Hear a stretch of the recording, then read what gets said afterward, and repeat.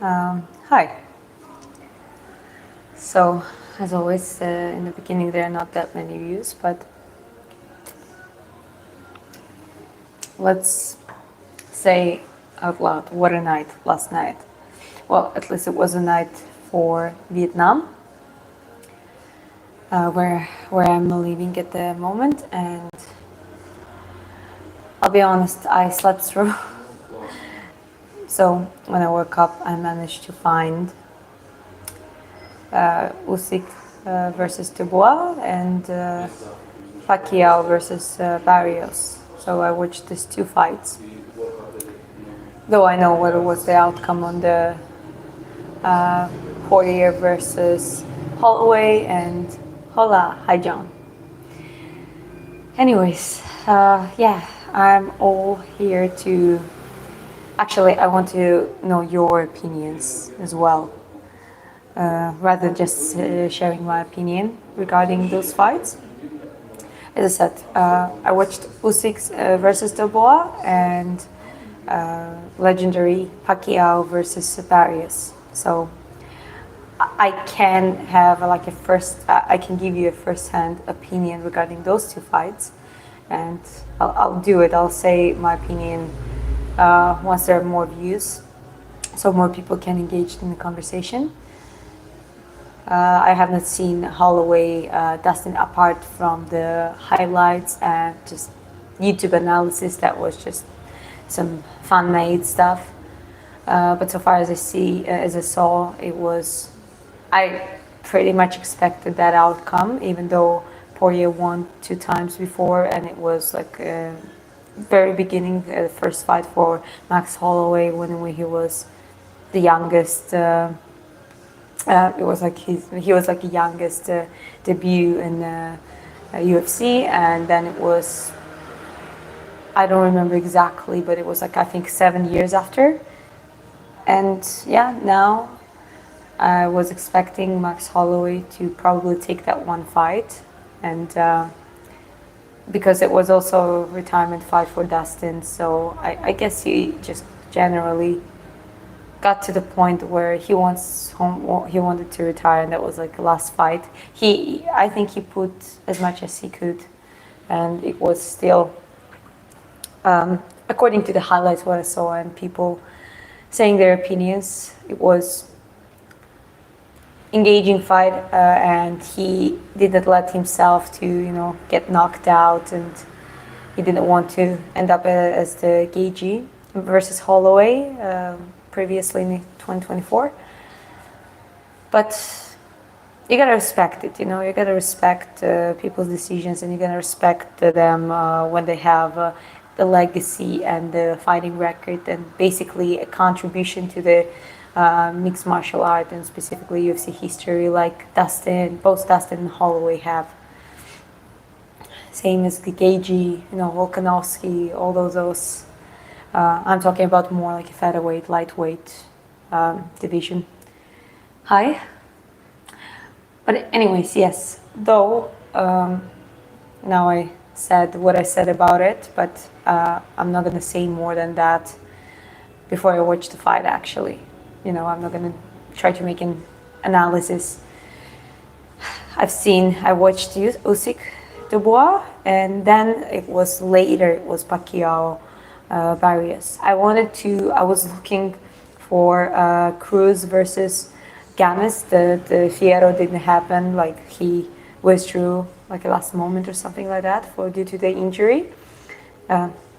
37 views, so I guess it's the time to start the discussion about it. How much push-up can you do in one go? I think 15. I don't know. I don't do volume push-ups that much. I rather prefer to do strength training, which is going slowly, controlled, and extra weight even, and less amount of repetitions.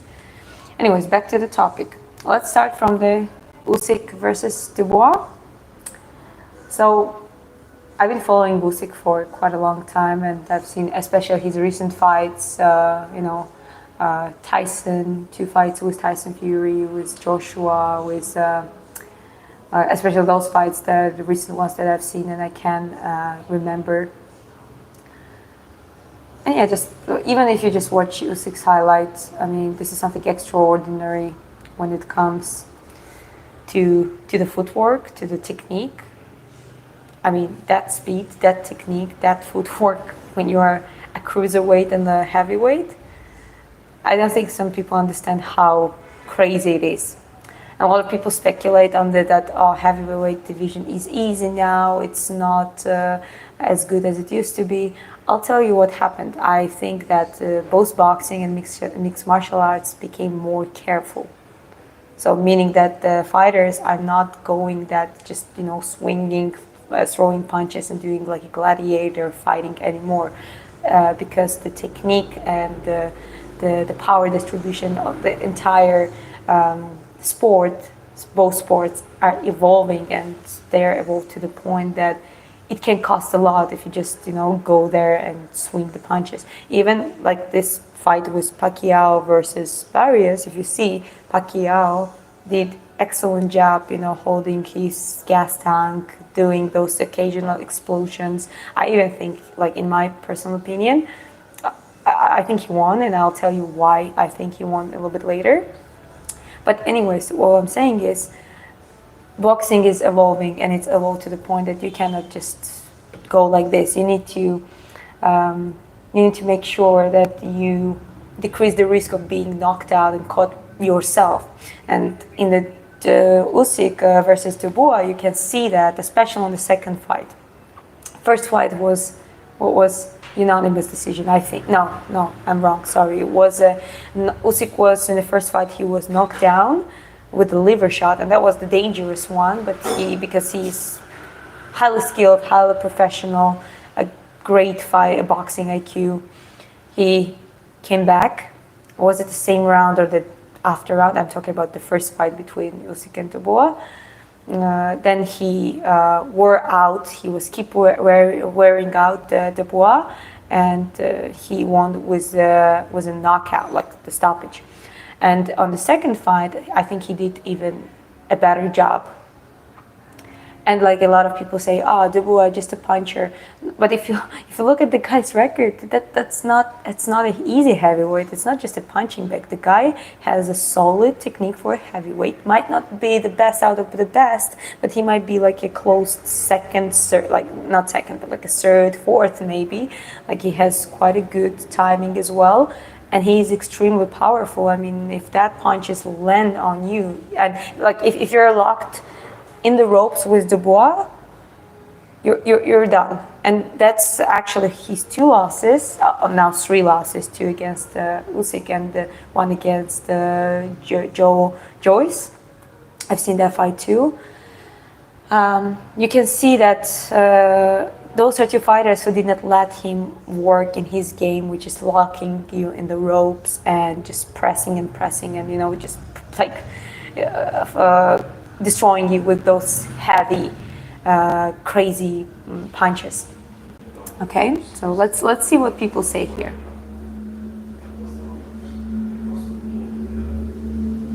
Undisputed.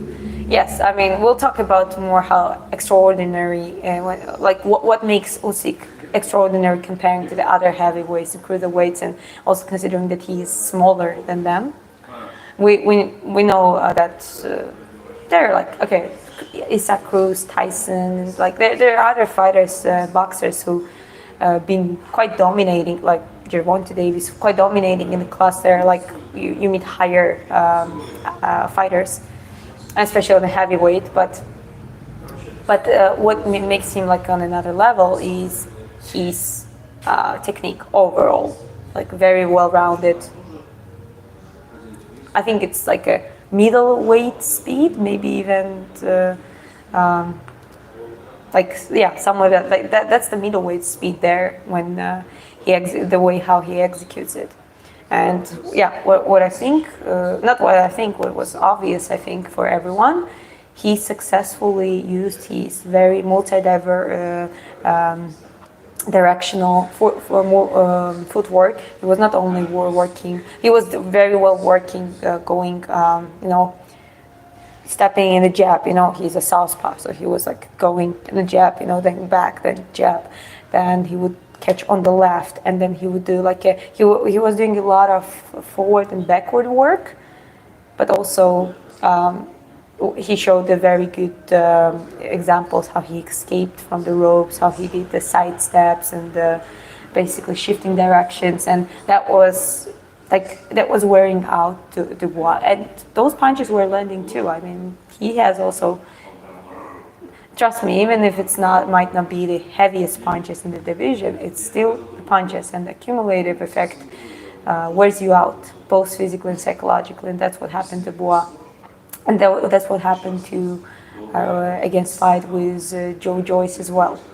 So I think I hope he is going to learn. He's going to take the best out of it and going to learn certain lessons. And he's still going to work through the weaknesses in his style. But yeah, I mean, yeah, he just basically was not able to use what he's the best at, throwing those damaging, very heavy punches.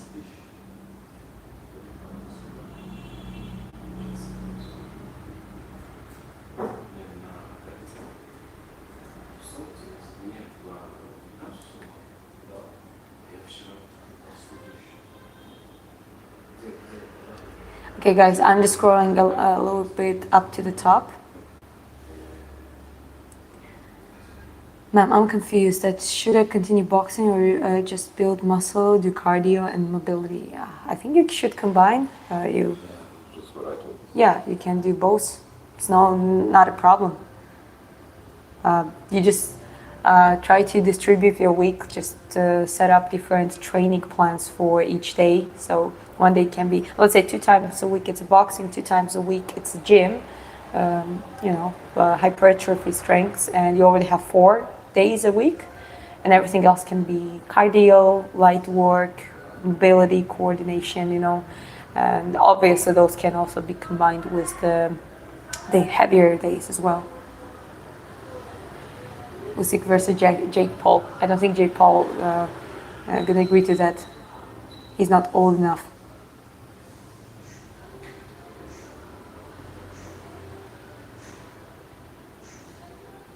He's talking about fighting. Well, I'm talking about this both boxing matches I watched. I haven't seen Poirier versus Holloway. I haven't seen Cruz versus Gamas. I think that was the substitute. He won as well, but I haven't seen that fight, so I cannot talk about it. Fortunately, I just slept through. I plan to watch those stuff live, but because I'm in Vietnam, I just fell asleep. So in the morning, I managed to find both Usyk versus Dubois and Pacquiao versus Barrios, and those were 2 that I really wanted to watch as a main thing. So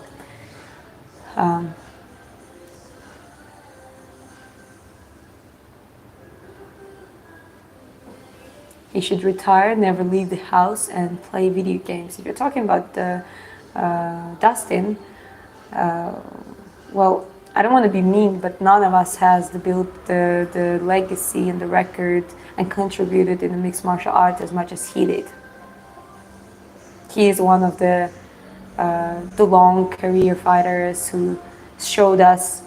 He showed us, and he said himself he wants to be remembered not as someone who never backed off, who did not try to save himself through the technique or just get the points. Every time he was getting in the cage, his style was literally putting himself out there. And yeah, if you watch older fights, whether the ones he won or lost, like he's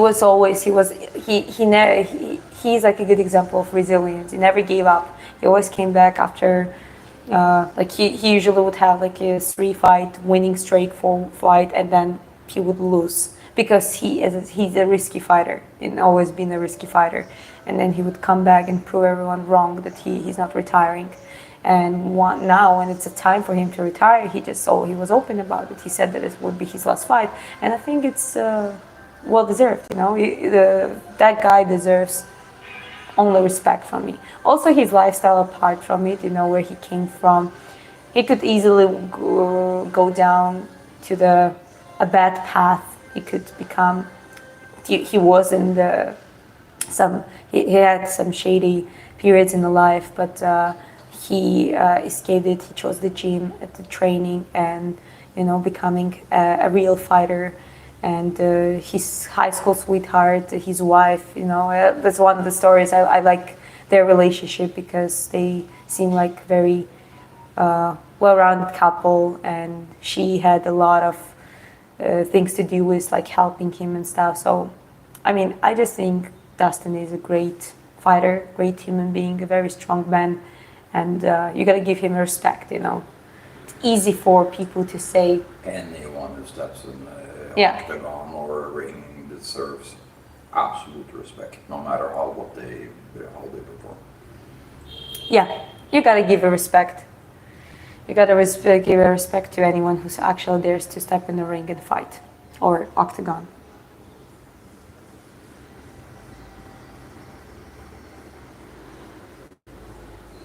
Usyk did it again. Yes, he did. I mean, the commentators were saying that he's easily getting to the top 10 bests of all time. And then someone said, oh, it's like easy matchups. No, it's just boxing is evolving. It's not that risky anymore because you can't afford that risk anymore. You really need to play your game and set up yourself for the successful outcome.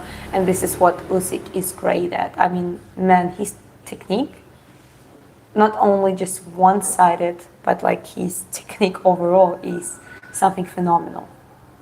I mean, I've been training boxing for years. I've been an amateur competitor for a short time, like 7 years ago approximately. But since then I didn't stop training. I, always try to get some sparrings, be as a sparring partner for others. And it's been a while. Like now, it's been 2 years. I haven't done sparrings, but as I said, I haven't stopped training. And like when you've been through that kind of training, when you've been how much of the work you have to contribute to get to that level, and it's not only technique, like the raw technique. Let's also add up the a pacing, a stamina, the fighting IQ, and the more if the fighter is and the boxer here specifically, I'm going to talk about boxing. If a boxer is a smart by himself as well, their fighting IQ is evolving after getting through the different experiences, so where they worked through the plan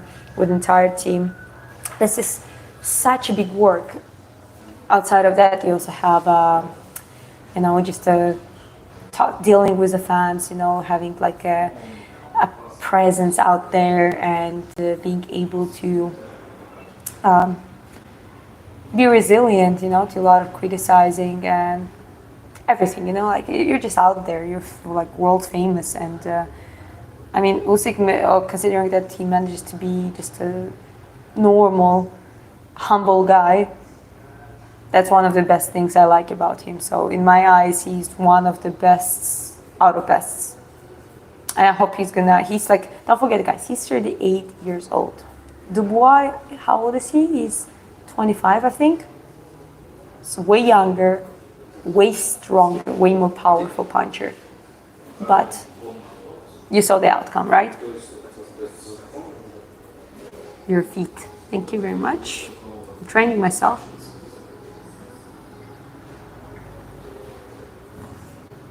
Chris says, if you're looking to build muscle, do 8 to 15 reps max and do failure. Yes, if you want to, it's called get the hypertrophy effect. Greetings from Barcelona. Hi to Barcelona. Steven is back in the chat too. So. Hi Steven. I didn't see your message. We're supposed to respond to the email, by the way.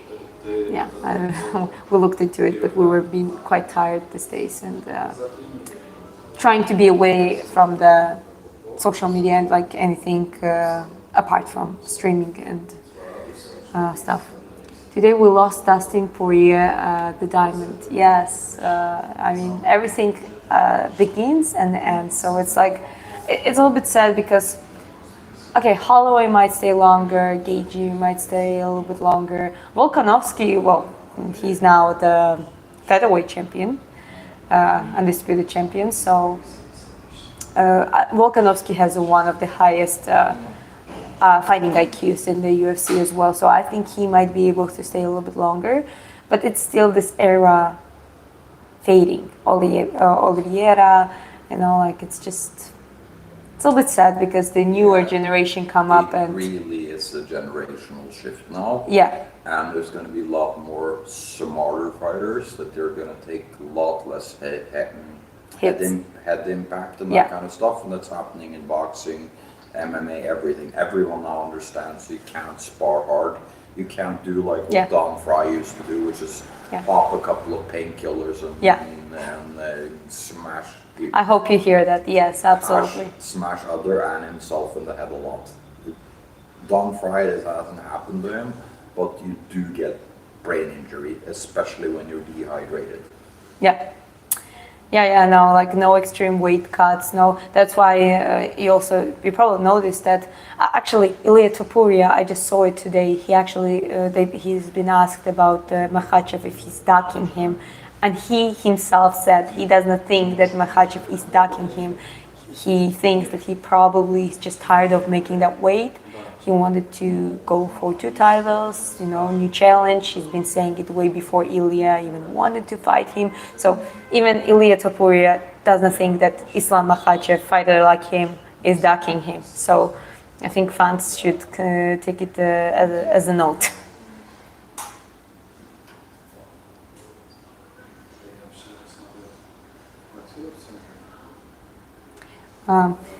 Who's your favorite UFC fighter? I mean, there are many. Of course, yeah. No, Georgians like Merab, Ilia, but from older... But Merab, his personality and everything, and we know people that know him. Yeah. So we know for a fact that this is not an act. He is actually... he's been known for a very smart, very humble, very good human being. We know his social media manager and all that kind of stuff, and he really is what you see. He is really a guy. He's real. Like, he's not playing. He is actually just being himself and being entertaining and funny. But the way he went through is quite difficult. But anyways, my Georgian fighters, obviously, who are in the top now. From the older ones, I mean, GSP, Daniel Cormier, like a prime, John Jones. Mighty Mouse. Mighty Mouse is like... Yeah, Mighty Mouse, Demetrius Johnson. One of the most underrated fighters ever. Just because of his weight class. Exactly. And the greatest moment in MMA history is when he did the flying armbar. That was something. Anything. Yeah, I remember. Talk about that in the chat, guys. Yeah, who was crazy. Yeah, Demetrius Johnson. Who was his opponent? I don't remember. I can't remember. Yeah, me neither. Just search flying armbar and you will see the craziest armbar. DG, DJ, flying armbar. You will find it. But anyways, there are many. I don't really have specifically one favorite. Even in women, it's quite a few. I started liking Kyla more and more, learning a little bit more about her. Amanda Nunes, Ronda used to be, but Ronda, if we really think about, just look at it, she was she brought a lot of visibility to women's UFC and in general UFC. I think a lot of people actually started watching UFC because of her as well. She was one of those figures, but they were we saw the difference in the class because she was only doing using her judo, didn't really have a well-trained striking or anything like that. No, neither. Well, she did ground control, she would do arm bars and, side guard, the kicks. That was the often thing she would do. But we saw the difference between her and Holly Holm. We saw a difference between her and Amanda. I think this was also the shift when the real, very strong, well-rounded women fighters, female fighters started coming in. Rose Namajunas, both me and Chris like her. We think she's one of the overall, comparing both men and women, she's a humble also been through a lot of difficulties in her life, and seems like a very good person. Who else? Well, even older generation, like pioneers. Let's see, Mike Coleman, Bas Rutten, Don Fry. I really like Sakuraba, the one who fought Gracie brothers, known as the Gracie Killer. Yemelyanenko, that's a Russian, like a really Russian man. I think Yemelyanenko really is like represents a strong so-called bagatyr. Bagatyr, it's like in Russia, it's like a very strong man basically. They have that old Russian, old Slavic word. I think it's not even Russian. It's like a Slavic word, bagatyr, and that's what Emelianenko represents. So yeah, man, it's like if we look at it, actually, it's so interesting how it's been, how it evolved to the point where we got there, where we went from a very entertaining fights, gladiator fights, but it's quite detrimental for the long-term health. Unfortunately, a lot of fighters suffered the consequences to the point where it's basically more like a matrix type of fighting. Do you agree on that? Like, is the good word matrix? Like now it's like a matrix generation of the fighters where they are like trying to dodge the, like, very, very skilled, very calculated. I can agree with that. Yeah. Well, I didn't mention, but I also, Volkanovski, obviously. I like Volkanovski, I already mentioned that. Dustin Gagey. Do you remember this fighter, the Showtime Pettis? Anthony Pettis? He was cool. He was a cool fighter. Showtime. He ran up on the side of the... I remember often he would do like a parkour kick, basically.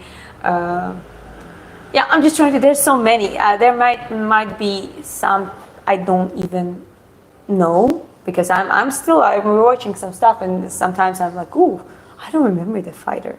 So it's like constantly when you're born in 2000 and when you're 25 years old, there's so much history of mixed martial arts and boxing behind you. So you gotta literally study it like you would study any history. And actually, I was watching. What was the name? The BG Pen? Between the. I was watching GSP and it was trilogy or 2 fights. I don't remember exactly, but he was one of the talented ones from the rich family. Just had a talent, but I don't think he ever trained as much as he. If he trained, like if he committed more to it, that's a good example of being very, very talented, but not really committing too much to it. Yeah, and we have people in the chat saying, "Oh, this is pre-recorded and all that kind of stuff." Just say this is not pre-recorded. What is pre-recorded? People don't think it's live, but this. Guys, it's a live session. I can even show you. I don't know. Ask me to show the fingers. I'll do.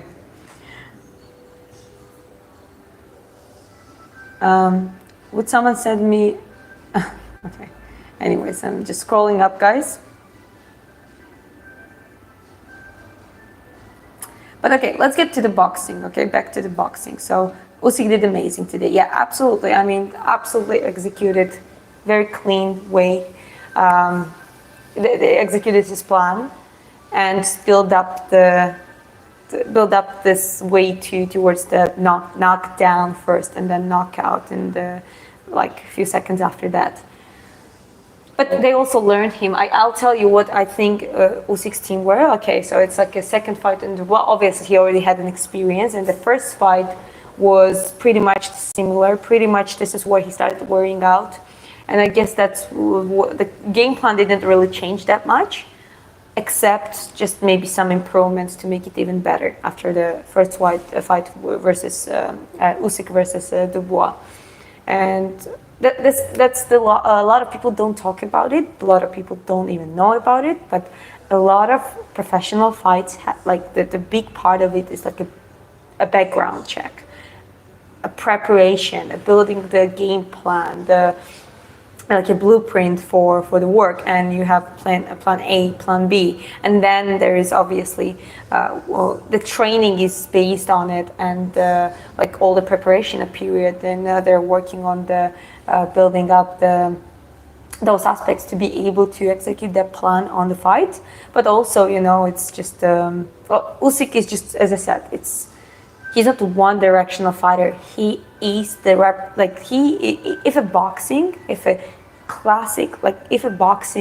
modern classic boxing was a person, it would be an Alexander Usyk. This is how great he is. When it comes to boxing, so I think he's a great person, but like I'm just saying purely in the boxing manner.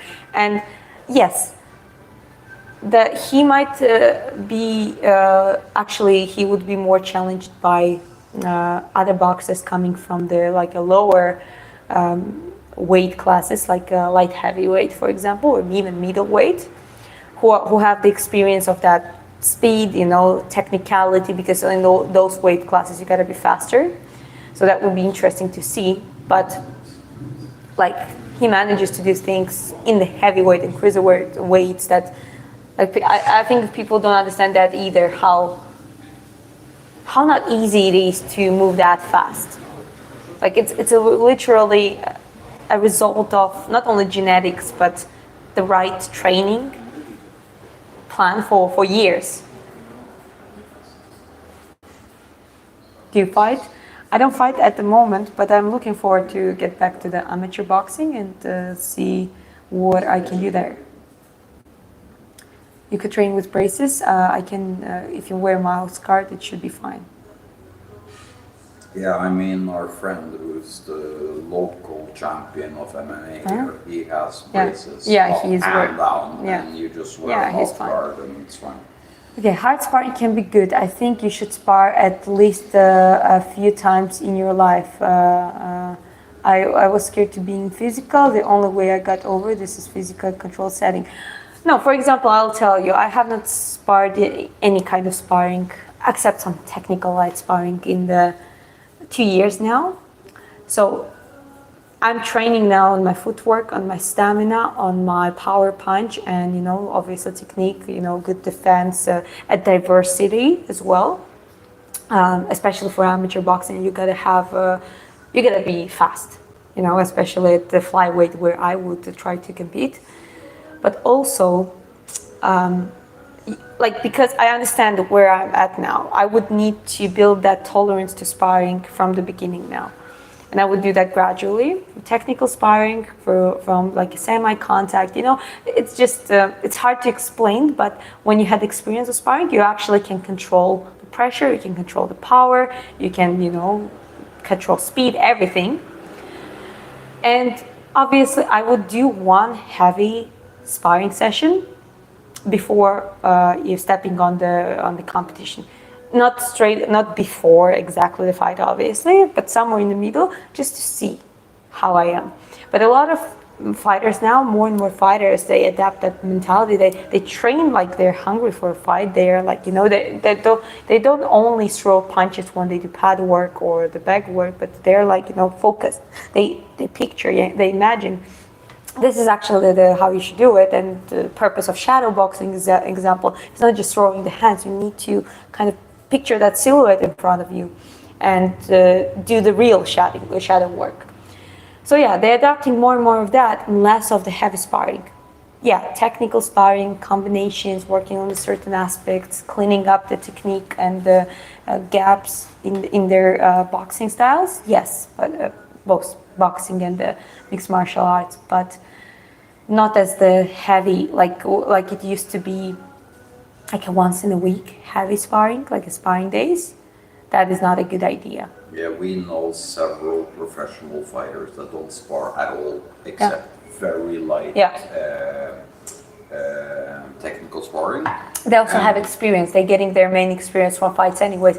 I would spar heavy because I would want to see if I'm ready or not enough for that kind of pressure before the competition. That's the only reason why I do it now. But if I would have a constant like fights, coming up in once in a few months or something like that. In amateur boxing, you have quite a frequent competitions It's in the also a ones. slight difference because you will be fighting at what, 51 kilos? 51, and I'm a woman, right? So it's like for me, I'm a heavyweight. Yeah. Trying to cut. Yeah, obviously heavyweight. the weights class matters. If like just being strong doesn't help you from getting hit in the head. So Yeah. That's why technical sparrings are, I think, even way more important than harder ones. Harder ones are good for the check, but again, the more professional you become and the more fighting experience and hunger you have, the kind of less that is necessary before the actual fights. However, the technical sparring is actually when you learn, even as the skilled fighter, this is when you actually learn how to, you polish your technique. You actually learn how to, you're able to evolve. You train jiu-jitsu. I've trained jiu-jitsu. I'm a white belt. I never went for anything more than that. But I trained, I think, few months at the time. But I don't have big experience in jiu-jitsu. Mostly it's boxing. She knows some moves for sure.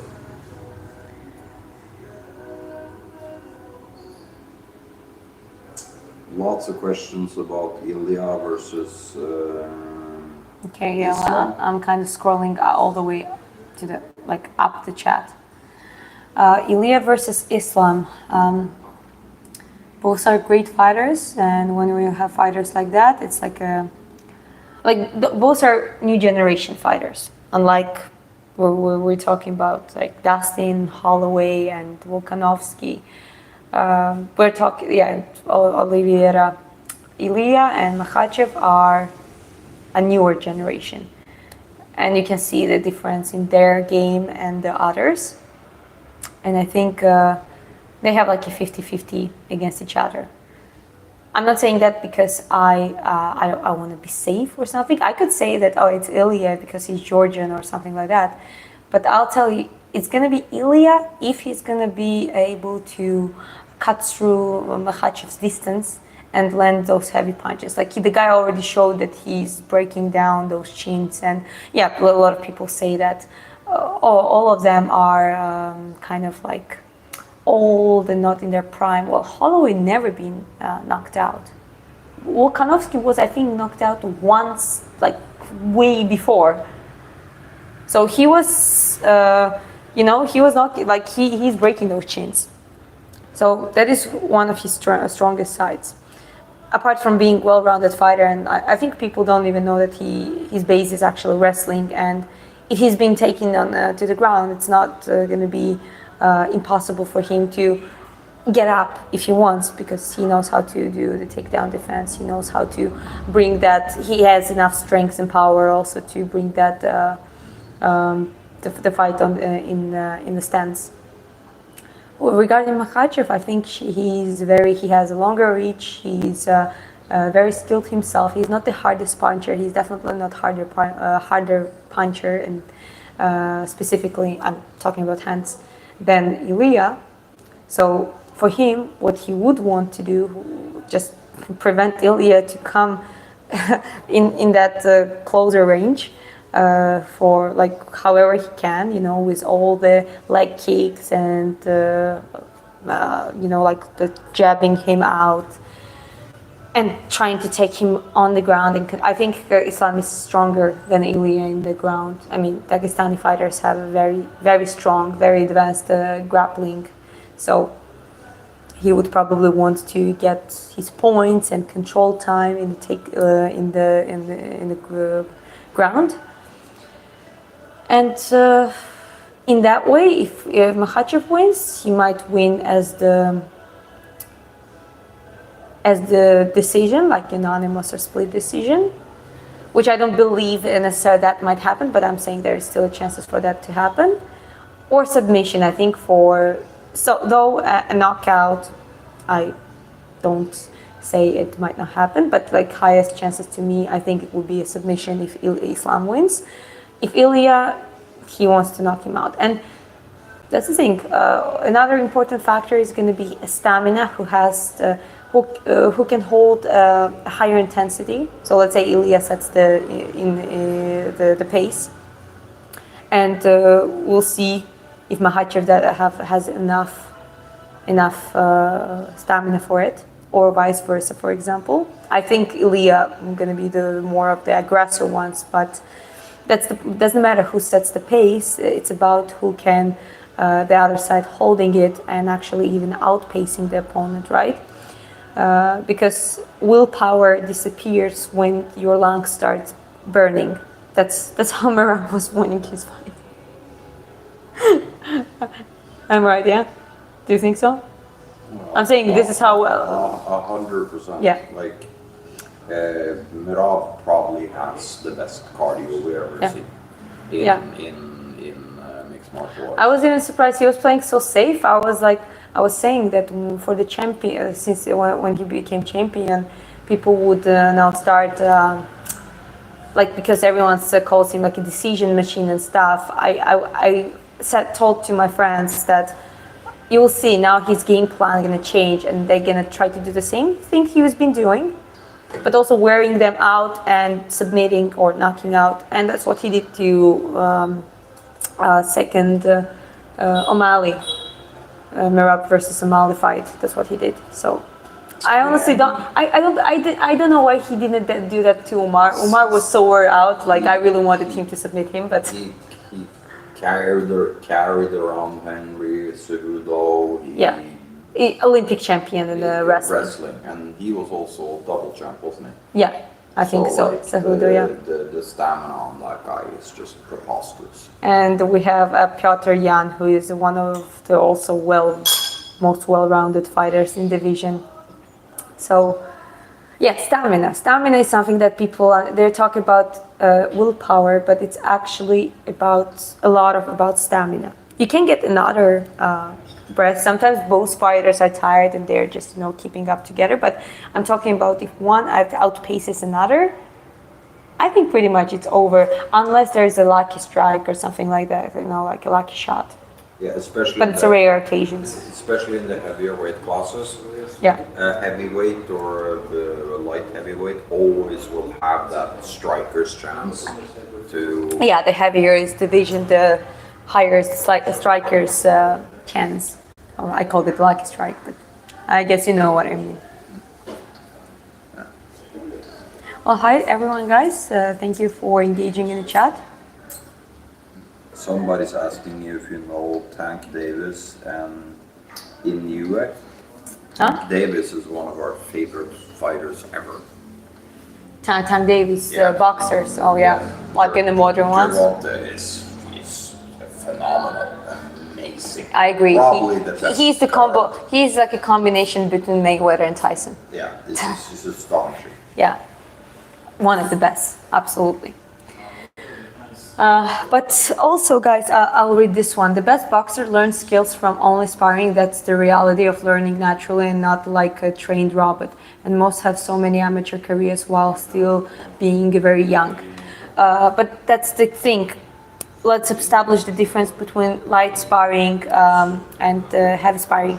Light sparring, it still can be, you still throw punches, you still do the work, but you're not really going, okay, let me set the example. What Usyk did, it is a result of a lot of light technical sparring because you don't learn that technique. You don't learn that level of boxing just from going heavy, like a gladiator type of heavy sparring. That's what I'm talking about as a heavy sparring. When you drop in the distance and you just do those exchanges. Mexicans love that kind of fight, like boxing, for example. Like Isaac Cruz likes to do that. Anyways, what I'm saying, the more skilled boxers you see out there who have that incredible footwork, they build it up through a lot of technical sparring, not the heavy sparring. Obviously, they have heavy sparrings, but as I said, now a lot of fighters, you can check it out and see opinions of both boxers and mixed martial artists regarding sparring. They just kind of, at least they decrease the amount of it. Because you cannot learn, even if you're a beginner. Like let's put you as a beginner, and you went to the boxing gym, and there's sparring days. Your coach always tells the more advanced person to actually work with you as much as you can deal with it, as much as you actually are able to, play, like use that combo that you learned the other day, and try to get there, work with the jab, learn how to do it. If that person who is more experienced is gonna work with you full, like non-stop, like in the way, like a heavy way, you're just gonna get beat up and you're not gonna be able to learn anything. So even in the boxing gym, it would be a gradual work. And obviously, the more experienced you become, the more. But as I said, if you look at the Usyk, he's barely getting hit himself. Yes, there are some. It's a heavyweight division, and he's fighting rather strong boxers. He's getting hit, but the ratio between, okay, let's compare him to Arturo Gatti, for example. That poor guy, he was like a gladiator, and didn't have the best fighting technique, but he was getting a lot of punches, and he could still knock out their opponent after, but that did not really end up that well. So I believe we better commit more time to technical sparring, learn that technique, build it up, teach your body that muscle memory, build those neural patterns, because every movement, every reflex is a neural pattern in your brain. And then you can test yourself in heavier sparrings, but even there it needs to be, you gotta be careful. You cannot do it every week.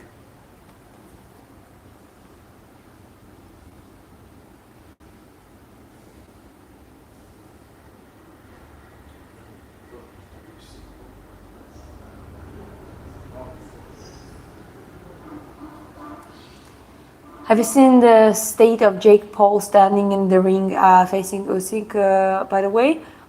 Steven says, all because Turkey all tried the English milkshake. Likes them. I don't exactly get the last sentence, but I haven't seen that one because, as I said, I watched I need to download the fight to watch it, and I think it's cut off before that.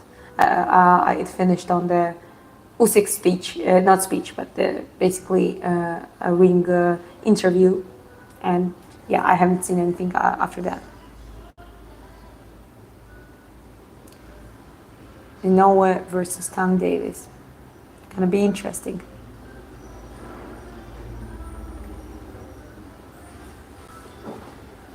Ilya is beating up an old era fighters, both Ilya and Islam. Islam is on the same streak. Where are you from? I'm from Georgia. Manny Pacquiao versus Mario. Okay, you know what? Let's move to that one.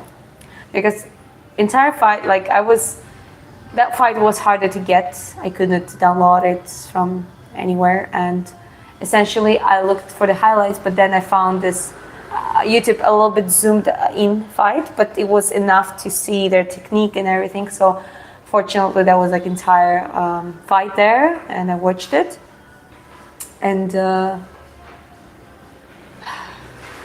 I smiled the entire time. It was so satisfying to see Pacquiao at 46 years old being at his shape, at the shape he is now. I believe, in my humble opinion, he won the fight.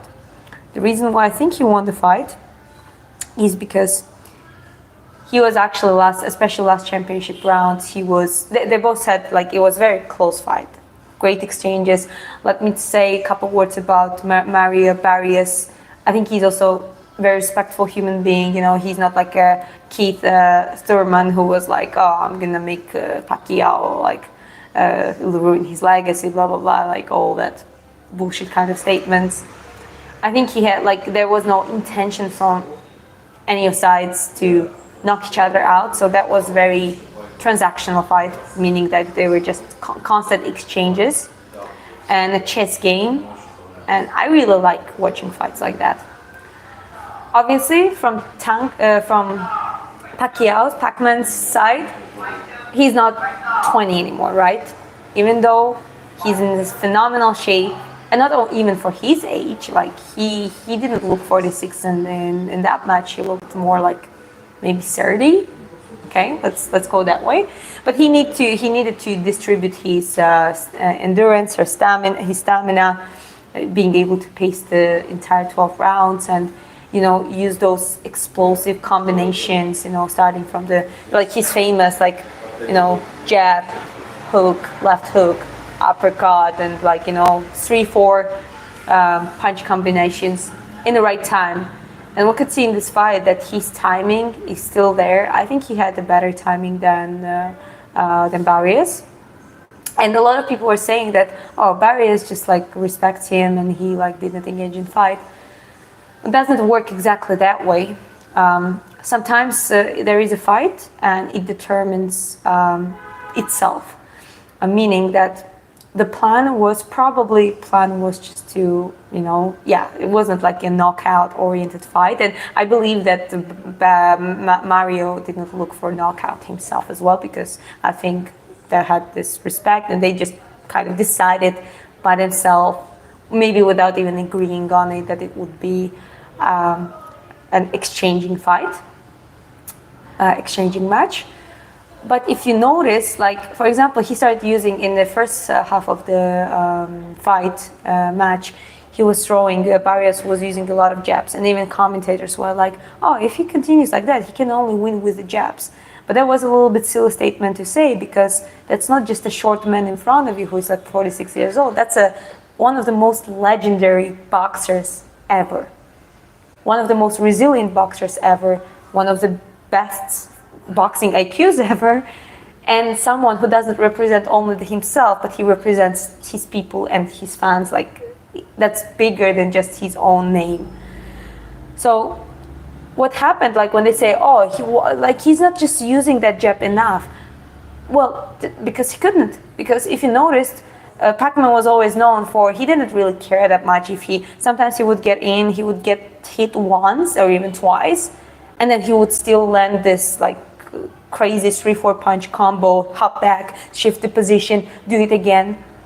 And that's what we saw. I think that was the most brilliant part of the fight, that at 46 years old, he's still able to do that.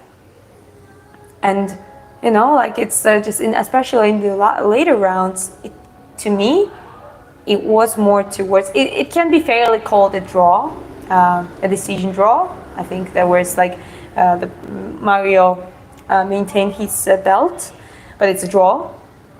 But at the same time, for me personally, what I watched, in my humble opinion, I think that it could be possible to give it to Pacquiao, because basically, even if we just put the points aside, Mario had more strong punches, because he was throwing a lot of jabs too.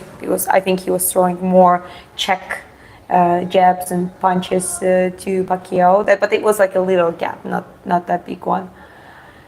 And the difference between landed punches, Pacquiao has more landed punches compared to the strong punches, and it was almost non-stop. They didn't have a major gaps in between fights. It was always throwing a punch, always checking, then going closer, then risking it a little bit more, then shifting back.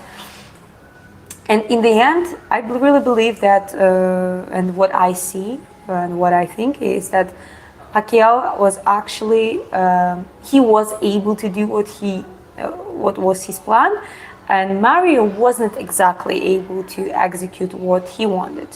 Even if it wasn't about the knockout and stuff, I still believe that just technically, if Mario he could use more jabs. He could actually just, push. And there were moments he tried those things, but he was always getting a counterattacks from the Pac-Man. As well, vice versa. I'm not trying to diminish Barrios. I think he's also a great boxer, and that fight was very, very, very close. And I'm not disappointed that it's called a draw, even though I would slightly lean towards the Pacquiao for whatever reason. I'm trying to be objective, but that's one of the favorite boxers of all time, and just warms my heart to, like, as I said, I was watching the fight and I was smiling. I was like, and there was moments like, oh yes, like when he was throwing those clean left crosses and hooks, catching Barrios, and not a single time it was, obviously Mario had great moments too, he was catching him as well, but it's like, I think it was the perfect fight for considering that there's 16-year gap. Pacquiao was retired for 4 years. What was his last fight? It was like exhibitional fight with Korean guy, and there was forgot the name of the guy. Remind me who he lost to. Then he won the career against the Korean, and then he had 4 years gap. And well, he's that also the man who, well, according what I've heard and I read about him, the amount of money he made, more than half of it, he gave it away to people through the charities and building the infrastructure for them and helping out poor people in his country. So, yeah, I mean, Philippines, yeah. I just say this country, but we all know that he's in the Philippines.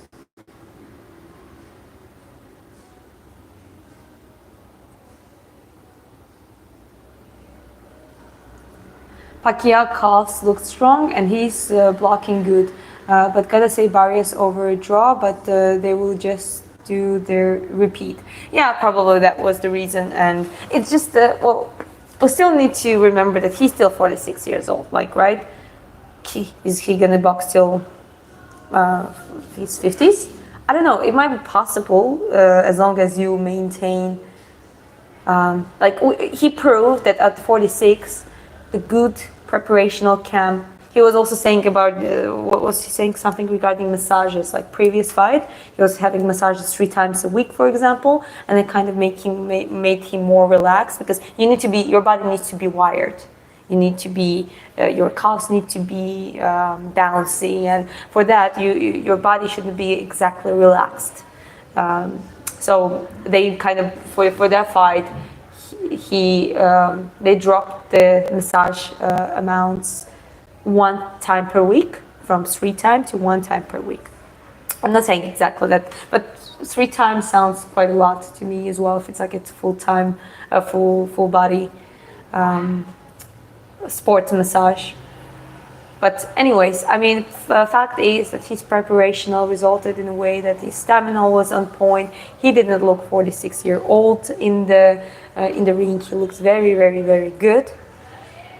I think both had this mutual respect, and that also helped to build up a very good technical fight. So there was no like a personal hatred or anything like that.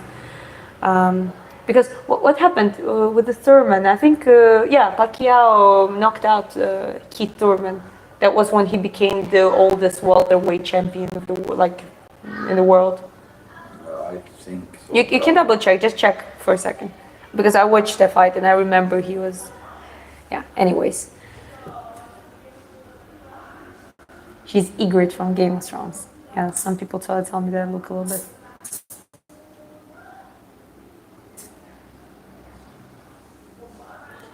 Hey guys.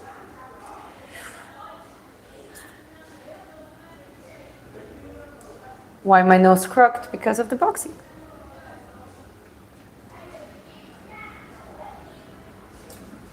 Okay, I'm scrolling all the way up, guys.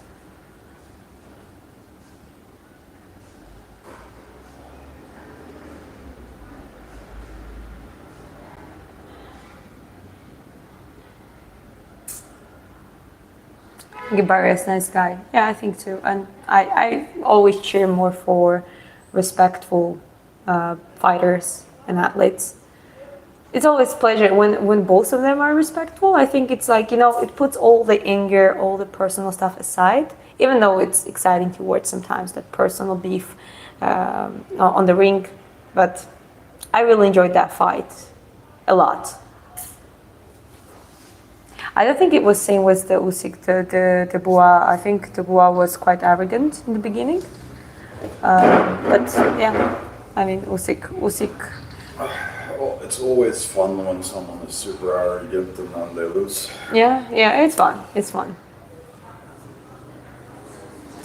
Usyk is also 38 years old. He's also not like the youngest boxer, but it's like, as I said, it's the combination of experience, the smart work, like real smart work, not only hard work, but the smart work, commitment. And yeah, I believe that it's possible to, like, both of them proving that older age, that's not over, at least in the boxing. You know, there are at least sports that it's still possible to be on top. It's just a matter of, you know, most of the fighters, most of the boxers are just getting tired, you know, like, but there are some who pursue longer careers because that's kind of... The whole thing is you have to keep on training. Yeah, you have to keep on training. And if you, like in my case, when I had my crash and all that kind of stuff, the only way to get back to being fit is to work even harder. Yeah. The older I'm 43, the older you get, the more... Yeah, but you also work smart. You cannot only work hard. Of course. But this is the whole thing. It's like find a way that you can train almost every day and not destroy yourself completely. Yeah. That's actually a very Russian way of training. So like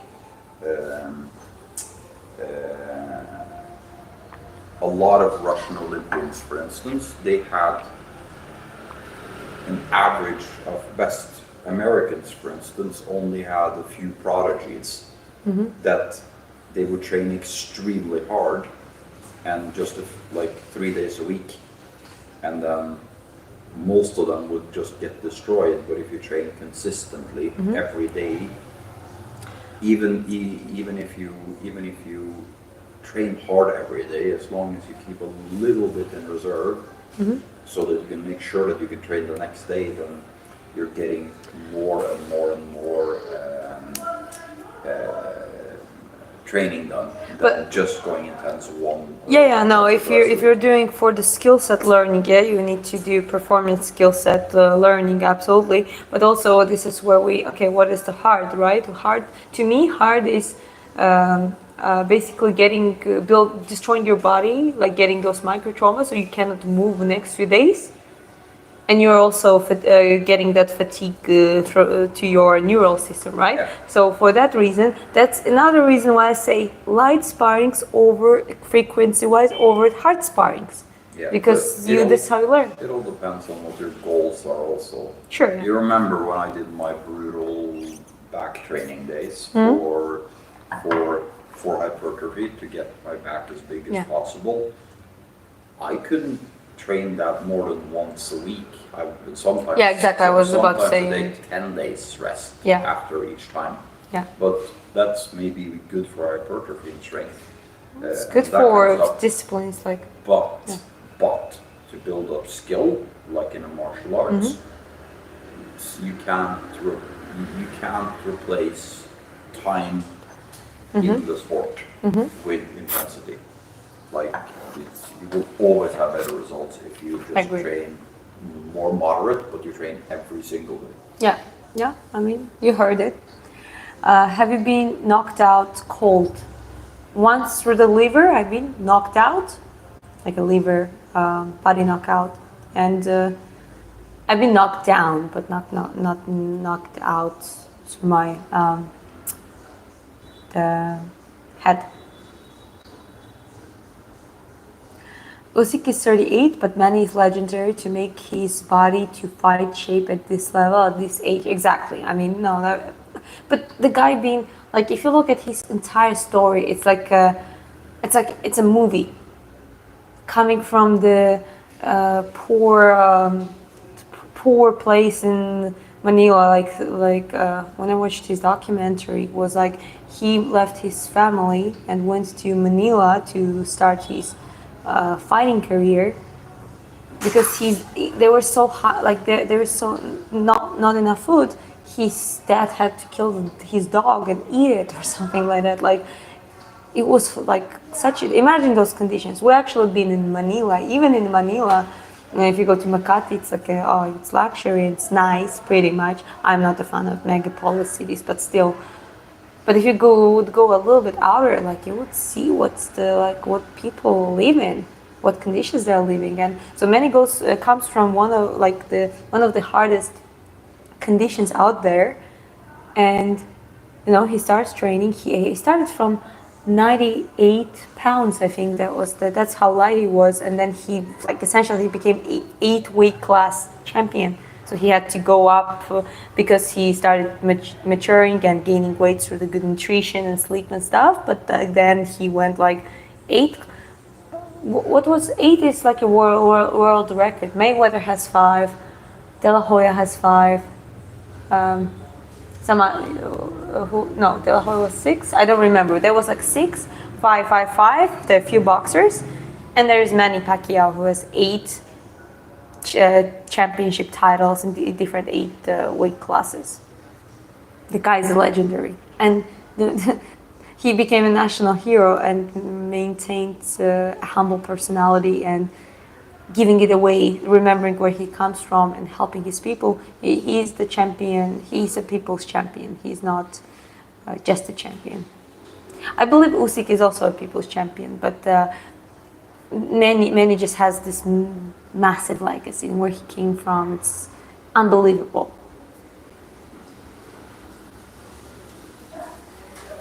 You have a really good weekend with music and boxing so far. I reached for a bigger bet with Dubois, but being good. Yeah, I mean, fair enough. But yeah, pretty much good. It's gonna be karaoke night actually later, quite soon. It's just been a 2 hours. Yeah, 2 hours from here. Basically, almost immediately. It's gonna be an hour gap between between finishing this stream and So starting you were going here until 6, yeah? Yeah. I'm just 6 gonna stick local to. time, which is 53 minutes from... Yeah, we have a 53 minutes around that time here. Okay, guys, I'm trying to read a lot, but Is Usyk fighting in MMA next? What are your thoughts? I don't I know. didn't know he was gonna fight in I don't think he ever said that. I think it's just an assumption, but maybe just a rumor and stuff, yeah. yeah, I don't think so. I never said what he said. Well, this If is if he said it himself, you never know. But if it's just a rumor others saying, no. They're actually there.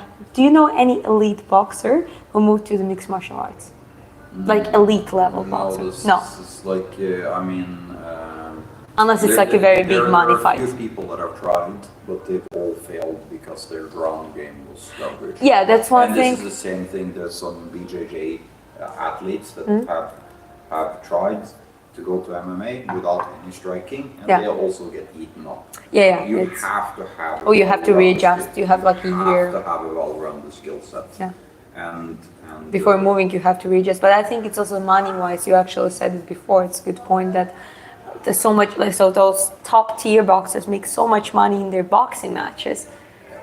Like unless they make some exhibitional type of MMA versus I don't know something like that, and with a big money check. The thing is that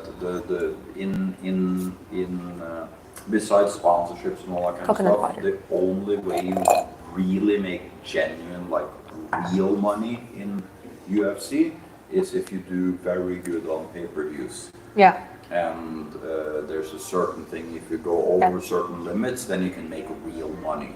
But there's so much more money in boxing than there is in MMA. So yeah.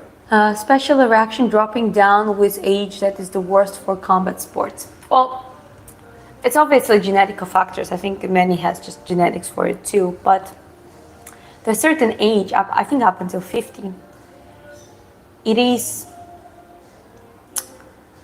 obviously dropping comparing to a prime, right? So prime Pacquiao was something else. He has 72 fights and 60, so 8 losses out of there. So 60 something wins. Can you imagine how big it is? It's just, yeah, it drops, but how significantly it drops if you maintain it with smart training and maintaining a routine, that's another question. Tyson is actually a good example of it. I was also, despite that fight between Jake Paul and Tyson was completely, it was just performance. And I don't really like that part, I don't really like that. But have you seen how Tyson moved? And he was just stopping himself. There were a couple moments he just swinged, and it was so fast. Jake Paul was like, okay, it just because it was, already established how it would go. Tyson didn't even do actually what he could do. Have you seen his pad work like before that fight? No, I think that. Obviously, it's not a prime Tyson. I think the fight was rigged, and I think I'm happy that Tyson got a shit ton of money for it and stuff. Because there were certain punches that you saw he could have really taken out. Yeah. And this is the whole thing too. It's like Jake Paul, it's a little bit of a mocker of the sport because he never fights anyone real. It's all old UFC fighters. Yeah, exactly. Old It's boxers just and all that kind of stuff, and it's like it's sad because I think Jake Paul actually has very good form and his potential, but he's not a fighter. Like there is difference between building up a great technique, but to transit from that stage to the fighter stage, you actually have to start fighting real fighters, and you don't go obviously from here to here straight away. You would match someone at your level, then a little bit higher level, and etc. And this is how you would evolve. But yeah, I mean, unfortunately, he's not even willing to try. So that's why of the reasons I just I don't ask me what I think about Jake Paul. Not necessarily when it comes to the boxing. Not necessarily good, but I know he paid for surgery for Ben Askren, and I mean, I hope that indicates actually that he might be a good human being and philanthropist. I mean, it's good when if you have money and if you're like giving it like to the charities and stuff. I think that's a good thing. But anyways, the point was Tyson. At 60 years old, he can move like that. That a lot of 30 years old never even would be able to get to even to that point. If we compare it to prime Tyson, of course it's not. It's not a prime Tyson. But how much did it decrease? Not that very much. So it makes sense to train and maintain it even after retirement. The fighters and the athletes that keep training and maintain that routine and regime, I think they're actually doing quite well.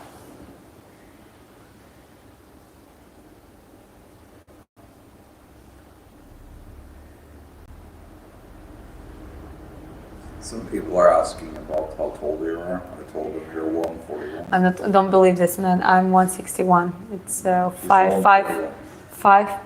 2 feet.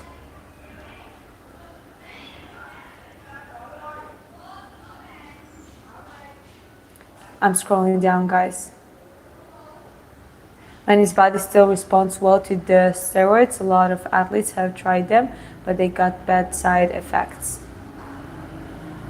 Well, I mean, let's be honest, this is a gray area of the sport. And even if there are doping tests, it still gives potentially opportunity, a window to do like a cycle in, cycle out, and kind of. This is the whole thing too. It's like I know a lot about bodybuilding because I used to do it back in the day and this kind of stuff. And it's like in bodybuilding specifically, and in some other sports too, it's your ability to tolerate the drugs that makes the big difference. I mean, someone like Ronnie Coleman, for instance, who was Mr. Olympia many, many times, his body could just deal with an enormous amount of steroids, and he didn't even do crazy amounts of steroids, but he didn't have many of the bad side effects and all that kind of stuff, whereas some people, they just fall apart when they're doing too many steroids. Chris knows more about it. I don't want to mention the steroids too much on the stream. I don't know if it's one of the topics. Don't want to accidentally violate the terms. But anyways, just saying that the gear is, Chris knows more about it. And it's, as he says, it's depends how your genetics perceive it. And actually, for some genetical profiles, that can be damaging. And like literally falling apart as a result. But I wish I was 5'4", but I'm 5'2". He's 4'9". Smaller than Demetrius Johnson, though, huh? Shows my knowledge.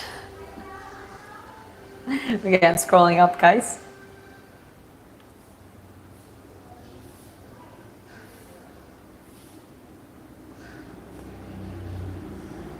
Menu.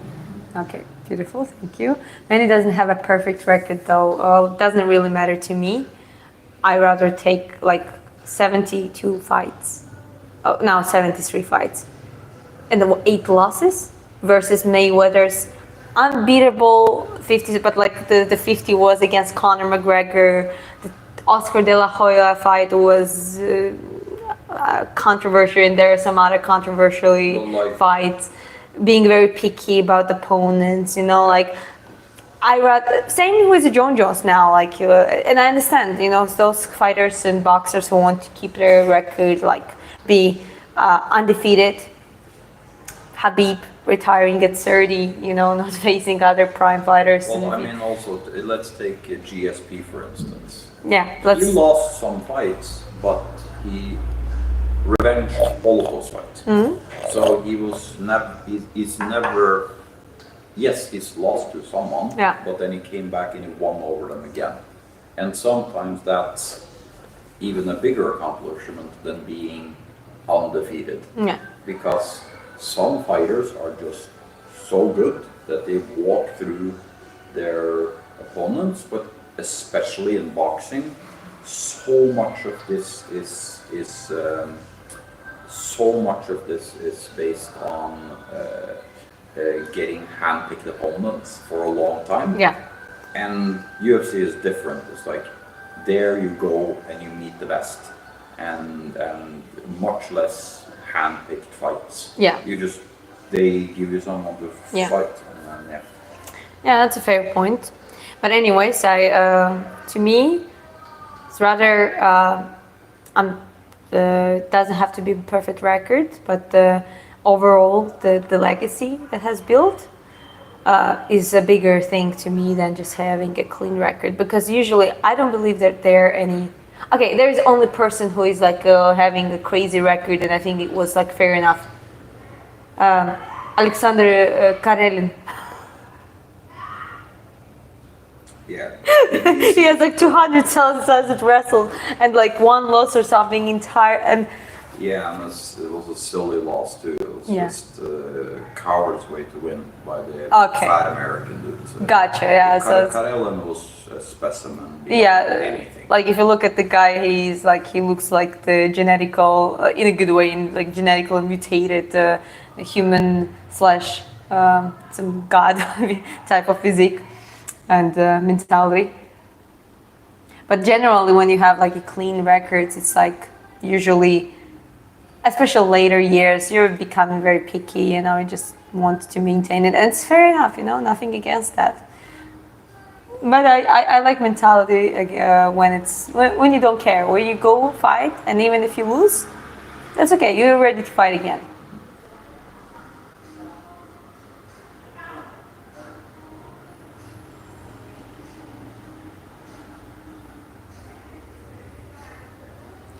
Exactly. May fight Pac only when he was injured, and after prime picking fight, then you're not the best. As we were just mentioned, in boxing, it's very common practice.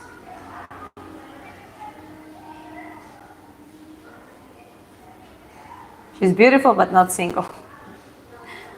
Yeah, it's true. Perfect record helps with your legacy. Let me just say again, guys, stop spamming with questions, then I'll just put you in a timeout. If you continue spamming, then I'll kick you. Yeah, that's what Chris says. Robin, she will maybe answer you in a bit. Don't be spamming. What's he saying? Just tell me straight away. I have skinny fat and fatter on the chest. Tell me something. And then he apologized and said we can get to it at some point. That's okay. Okay, so I can respond to it now. Any skinny fat means that you don't have enough muscle mass. You need to start building your muscles. And for that, you need to start doing resistance training. hypertrophy. Specifically training. hypertrophy training. 8 to 15 repetitions. When you can do 15 repetitions Mm-hmm. with good form, then add more weight. Yeah. Go back down to 8. Yeah. And do that. Do like a bro split. Can be smart, where you train one muscle group or 2 muscle groups at a time. Usually opposing muscle groups. Mm-hmm. So, like I like to do arms and back together, and shoulders and chest sometimes together, and legs individually on one day, and like Yeah. the whole point is, if you want to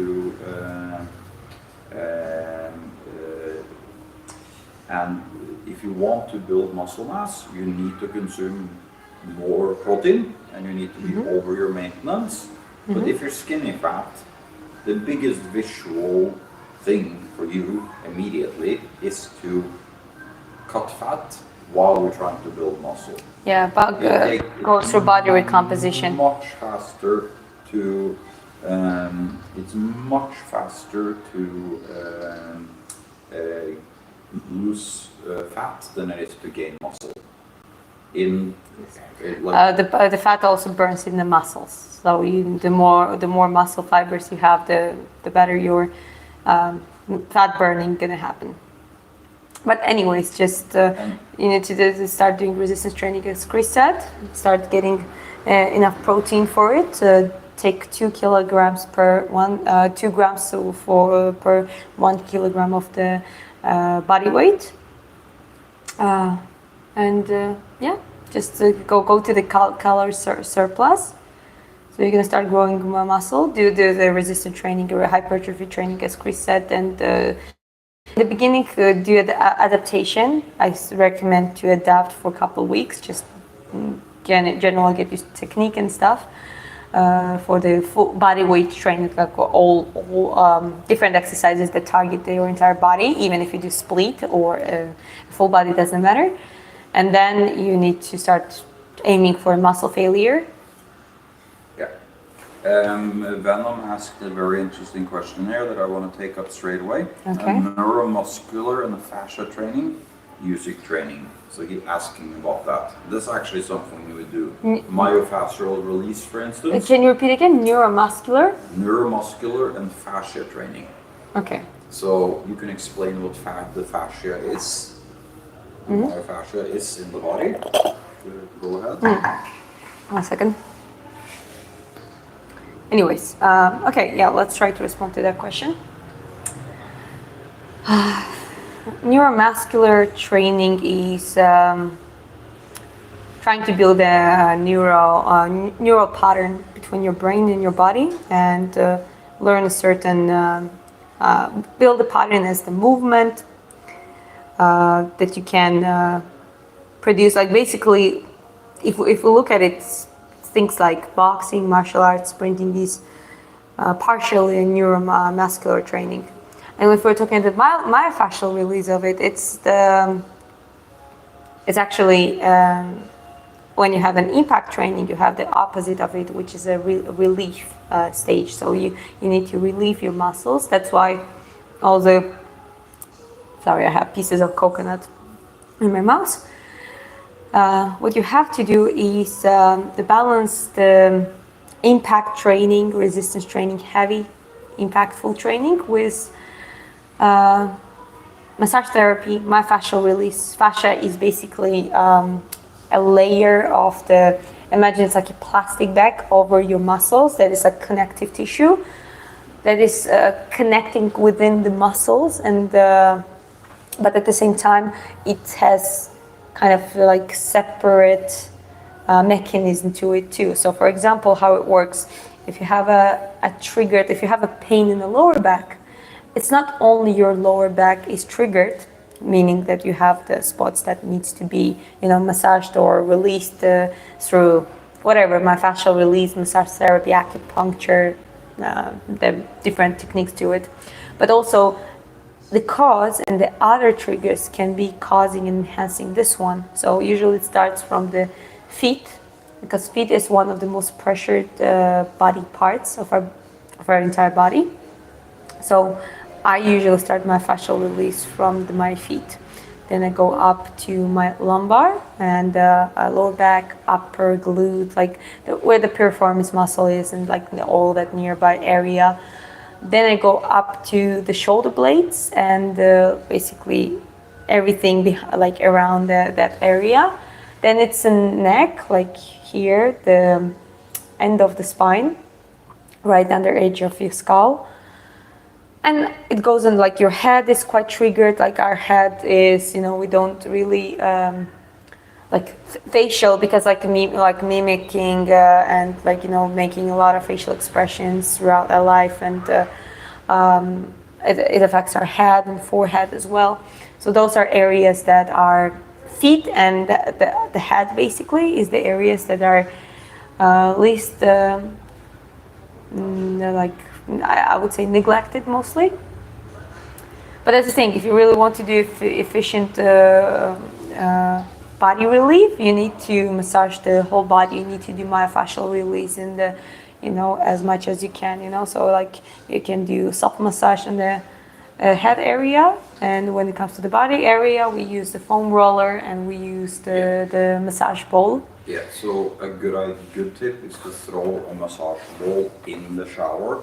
Every time you take a shower, you put pressure points under your feet, and it should hurt a little bit, and stand on it between 30 seconds to 2 minutes, and then shift different positions, and you will see that it affects in the entire chain from your feet all the way up to your neck. If you do, for example, even if you just work through your feet and you've never done it before, and you can do it whatever, like you can do 30 seconds each time and just switch. You can do 5 minutes each time. It doesn't matter. It's up to you.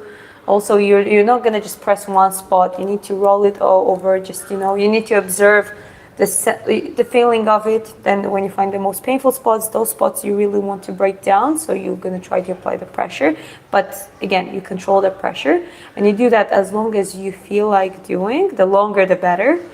And then try to do the reach your toes and try to do squats. We helped our friend like that when he did he couldn't even squat because his hamstrings were so tense. So he's a rally Dakar motorcyclist. So he was always in this position where his legs had to be very tense. And essentially, we did that myofascial release to him. Just did his feet first, and he was able to squat. In 30 minutes or less. We did full body then. I think we did full body. But in 30 minutes he improved his. You can show about this much deeper in his squat, a little bit less. Like he was upper there, he was somewhere there. I think, he was like the squat came down. Yeah, so from here to one training. So like in incredible improvement, literally. That's what like triggers, like, and the how fascia reflects it on the rest of the body. That is kind of the main point of the fascia. So it kind of like this one trigger transits into another, and it just like it becomes like a net. And if you really want to release the whole body, you're gonna need to break down those different connecting spots.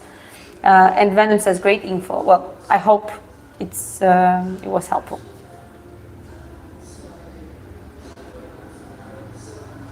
And you have a video on this also, right? Yeah, I have some of it. There's it was the video about the posture, but there are also elements of the, not exactly myofascial release, but I used the foam roller there.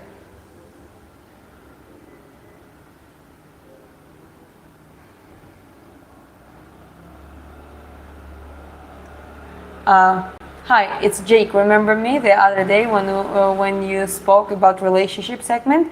My friend recommended TRT. I'm back with my girlfriend. Okay, I mean, if that was a problem, the only problem, I guess it's good that it's solved.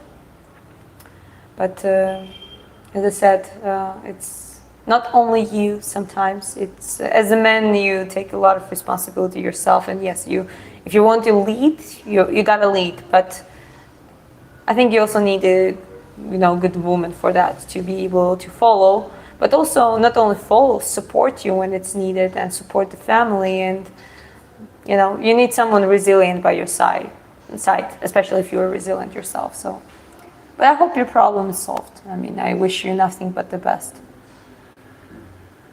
Okay, I'm scrolling up. Usyk or Floyd Mayweather? To me personally, Usyk. But Floyd Mayweather created the revolutionary defensive style. Like he put it on another level. I like my Pretty Boy Mayweather more, if you know what I mean. And that's what, like, if you break the eras before Pretty Boy versus Money Mayweather, Pretty Boy was the knockout artist. He was quite both offensive and defensive boxer.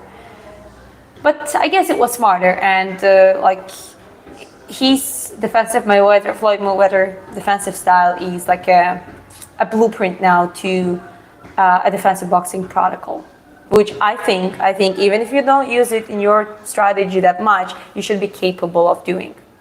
But like Usyk is just one of the boxers I overall like as the boxer and as a person, and I think he's at the very good spot in his life now. And I hope he's gonna continue his career up until he actually. To me, it doesn't matter if he loses or anything, but until he retires, I guess.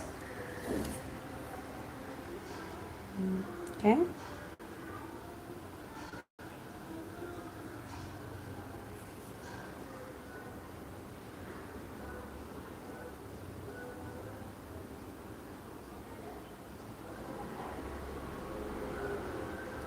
Usyk and Pac both move their head out to right when throwing straight left. Yes, so what they do bump, like always go bump like this. Especially Pacquiao is like a signature. Left and elbow and shoulder as a guard for the left side of the face. In my eyes, they do it the best. Oh, I agree, and this is what I train too. This is one of the. To me, especially, and for the shoulder, both Usyk and Pacquiao are shorter in the weight divisions comparing to other boxers. And this is kind of how you can just, if you throw like this, that longer reach gonna reach you first, and that your punch gonna end up in the air, right?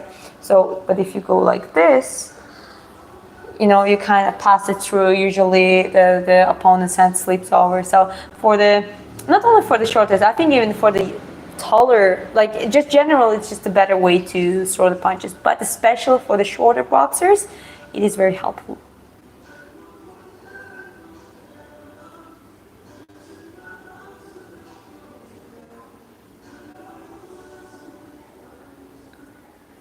Why are we drawn to people who are not good for us? Maybe because life wants to teach you a lesson and experience different people. I believe you can choose yourself the close surrounding of people you want to have in your close circle. But also it takes, you need to choose correctly. If you're falling for your childhood trauma patterns and stuff like that, and you pick the same people you would tend to pick all of your life, that might create that issue. So it's not life drawing, you just choose wrong if you're talking about like a closer circle of people. Are you single? No, I'm not.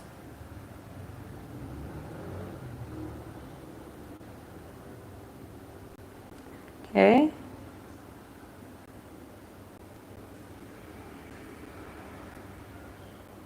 Mayweather, Venom says, Mayweather was a revolutionary in his style, and Usyk is a people champ. Same as many for me in the true greatest. Yeah, I mean both of them. But Usyk, let's give him a credit for his technique. His footwork is perfect. I never seen Usyk falling forward. Maybe I'm exaggerating. Maybe there is always a moment you can find it, but. Pacquiao's one weakness, and who am I to say those things? I mean, he's still a legend and everything, but you could see that it was not necessarily weakness. That could be also a strength, but sometimes he would tend to fall, which did happen way less in this fight now to last night. But what he used to do, he would start combination, and his body kind of would fly forward, and his legs would kind of pick it up later. So that's one, I would say, pretty much single thing, generally, that I was seeing that if there was and yeah, I think like Mayweather, apart from on his injury and all, like that he wasn't in the prime, he also like utilized for Mayweather type of boxers, it is a perfect way when you kind of shift forward, lose your legs, even for a second, even if you pick it up later. So yeah, that's I would say the only technical flaw, but didn't really, if you look at his record again, most of people he couldn't use that anyways, except for the few. So yeah, just pointing it out. That's my opinion strictly. You're free to agree or disagree with me. Is Usyk all-time GOAT? One of them, seems like it. Jake says, me and my girlfriend work out things and just wanted to thank you. I appreciate it. If I've been helpful, great for you, and I hope you guys gonna do well.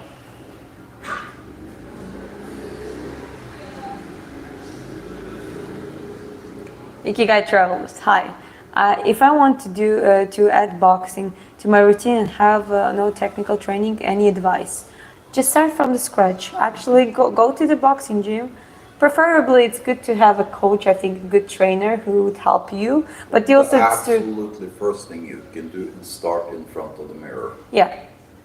You start doing work in front of the mirror. That's what the coach gonna do, even if it's a boxing coach. If you want to do it at home, start look at some videos of people fighting, and then see. So do an example of a really bad punch. The bad punch is this. This is a bad punch.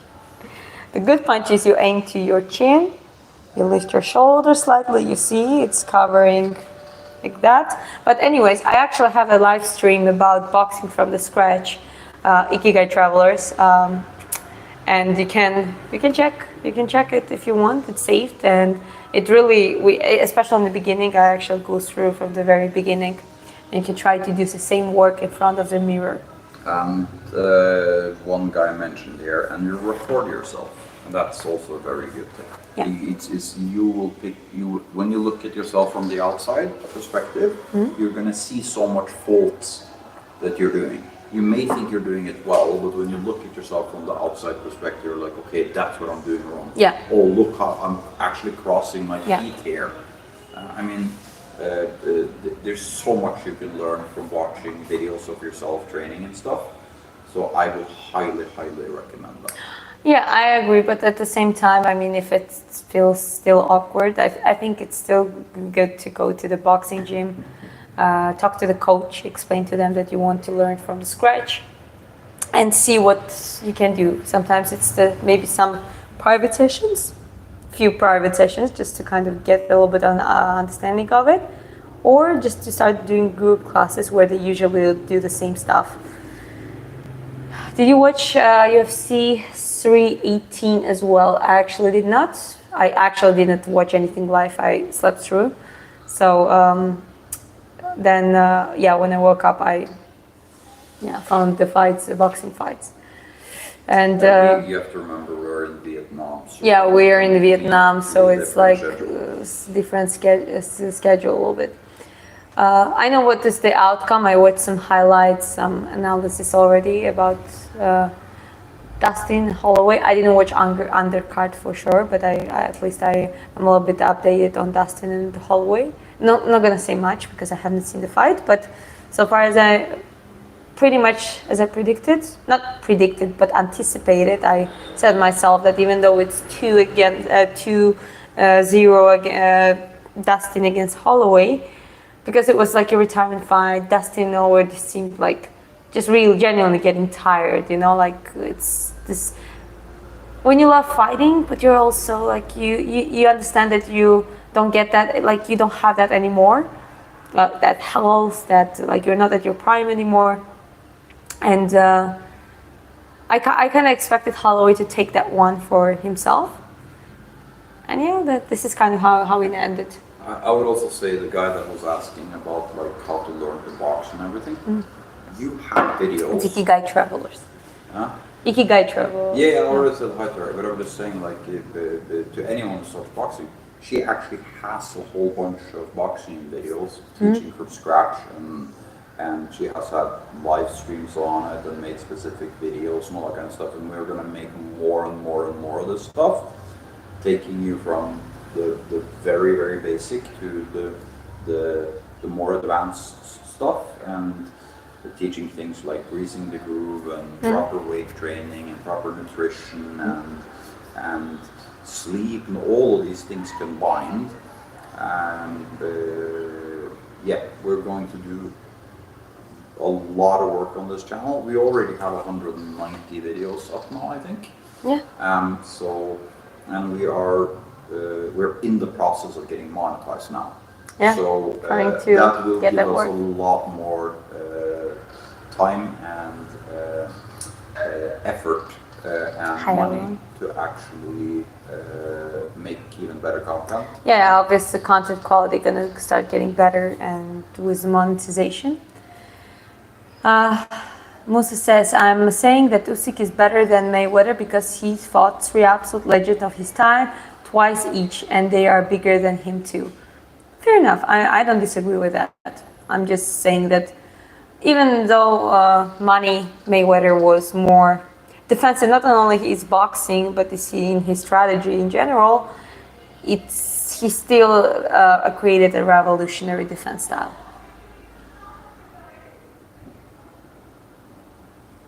Favorite 5 of the day. Honestly, I will go, even though I loved how Usyk did, but it was like, again, exactly, it's just Usyk did. He didn't really let Dubois, like previous match was way better when it comes to that, but like this time it was just one-sided. I love 2-sided fights when it's like you don't know exactly where it goes, and then the rather ends was a knockout or with the very close split decision or draw essentially. So I would pick Pacquiao, Barrios, and I like both guys, so I'll take that one. Mayweather versus Pacquiao too. That actually would be interesting. It's interesting because Mayweather is I think he keeps training. He's never going to give up on training. He's very he's a smart man. Might not be as he's not like a people's champion like Pacquiao and like I think genuine sweetheart, but he's a smart man, and that could be interesting. Yeah, that could. And they're like in close age. Yeah, how old is? No, okay. Pacquiao is 46. Mayweather is older. Or no? I'm really not sure. I think it's like 50 something. Hold on 1 second. How old is Mayweather? Okay, 1 second. He's checking how old is Floyd Mayweather.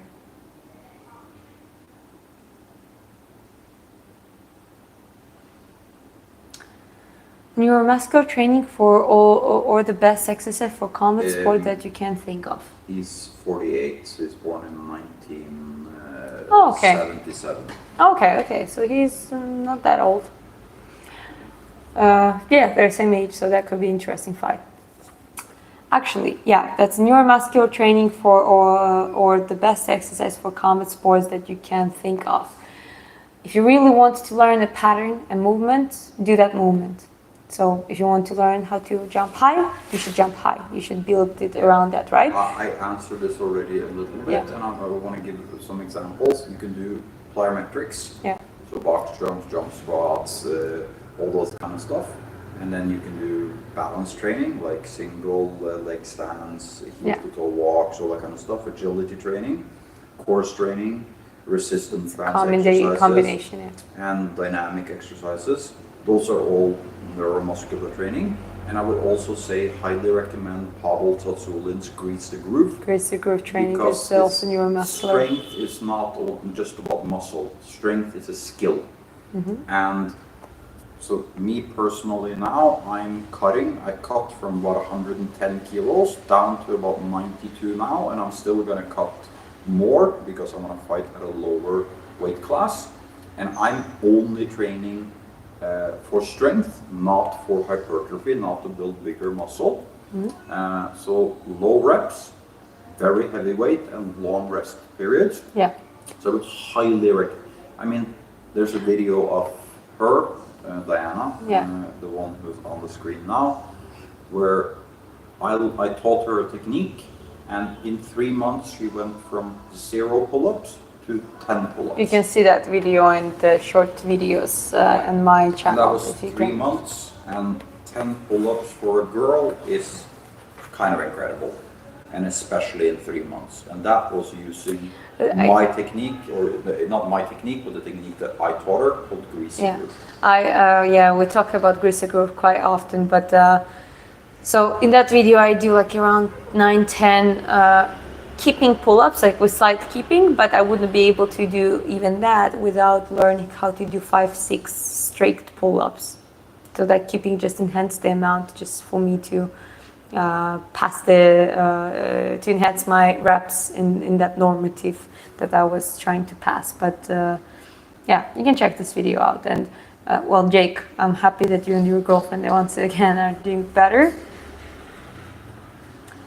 Code on night says to Ikigai, very good tips regarding training. Guys, feel free to engage with each other and give each other some pointers too. Ikigai also has a nice channel that you can check out. Yeah, she's in Japan and doing Japanese vlogging. So if you're looking forward to see how Japan looks, you can check it out. And question, Tank Davis or Shakur Stevenson? I would say Tank Davis still. How much do you squat? Well, when it comes to my squatting, what was half squat, like not deep squat, half squat was 80-90 kilo 1 rep max. It's not that much. Yeah, this is also the thing, is like there's a difference between hypertrophy training, sport-specific training, and strength training. Yeah. For instance, when you see someone doing quarter squats in the gym, some bodybuilders and fitness instructors, he's not doing real work, but like quarter squats are extremely good for explosive movement. Yes, exactly. Sprinters are using quarter squats and actually majorly doing that. And this is the whole thing. It's like the higher you can jump, the harder you can hit, because Faster you can run as well. yeah, and the 100% sure, a proper punch starts at the ball of your foot and goes up through your entire chain and ends in your hand. Okay, let's also go a little bit shorter on answers because I have limited time. So we how would you recommend to improve head movement and the reaction by yourself, shadowboxing, etc.? Well, start from the mirror. So what you would want to learn is just shifting your body. And you're not just doing it from your body, it's actually a certain leg movement and hip movement combined with the upper body movement. You can check out one of my streams, which is called Boxing from the Scratch, and that is quite helpful. Like I literally started from the most basics and going quite to the, some advanced material. And yeah, we can look into it. So just because I'm not able to show you that well now, you can check that stream and look by yourself.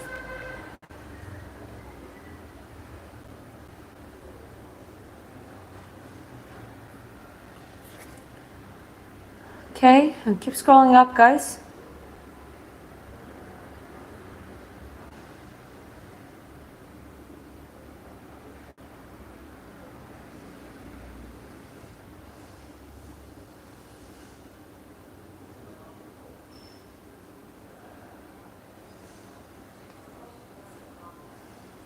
Okay, guys, I'm scrolling all the way up.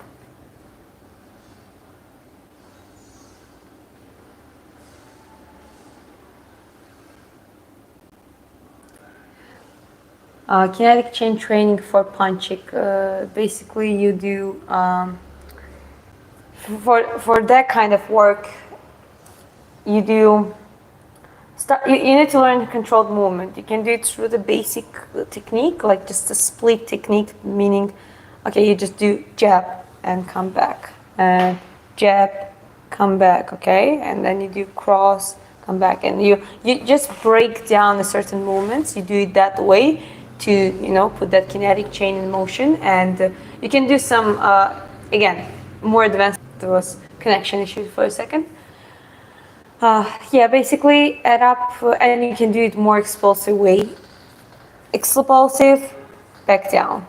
You can use resistance bands for that. You can do, how is that called? How this thing called when you have the barbell on the ground one side and another, and you use like as a push thing? Oh, you mean landmine? Landmine push. Landmine push is the good way to do the same kinetic, and you don't have to go heavy with it. It's just like boom, explosive, and down. But in the beginning, obviously, you should start slower. Just start slowly from the technique. No explosivity, nothing. Just build learn the pattern, build the movement, and then you can add up the explosive momentum and controlled setback.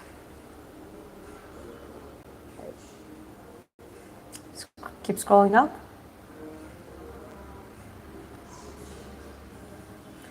I have switched from running 3Ks every day for cardio to sprint sessions. I feel it a lot more in my legs, and it takes some time to recover. Yes, that's why you don't have to do it every day. You can still have light jogging if you feel like. I mean, 5K is not that much, and it's 5K could be a good pacing run. But yeah, sprinting is beneficial in many ways, many other ways, when it comes to the martial art, boxing type of cardio.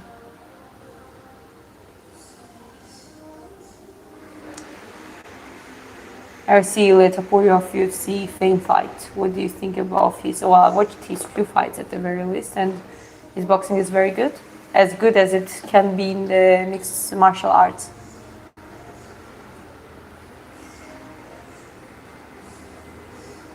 Do you have OnlyFans? No, I'm not having OnlyFans, and I'm not planning to.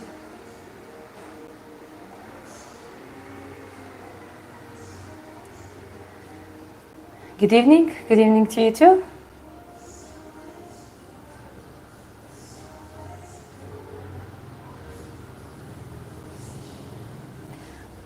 Jake, your girlfriend also needs to start doing more resistance training, so it helps to build more muscle, but also burn more calories. And well, it always comes down to the diet as well.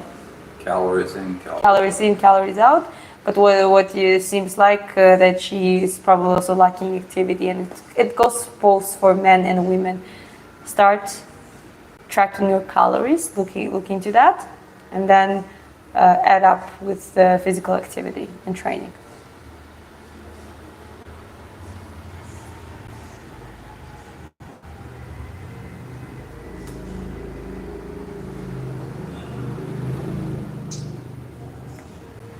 Musa asked which countries in Asia other than Vietnam have you visited yet? And it's only been Philippines. Philippines, yeah. We haven't been there, but next year probably, maybe. I don't know. We'll see where we're gonna be at. We'll see. We'll probably do here, Vietnam again, Thailand, Indonesia. Yeah, that's what I'm saying. Most likely. Yeah. Maybe Cambodia also. We'll see. Well, we technically kind of been in Cambodia, in the Cambodian border, but that's. Yeah, that doesn't count. You yeah. Literally just. I know that doesn't. Yeah, it doesn't count as. It's not visiting the country really. Well, it's still on the stamp.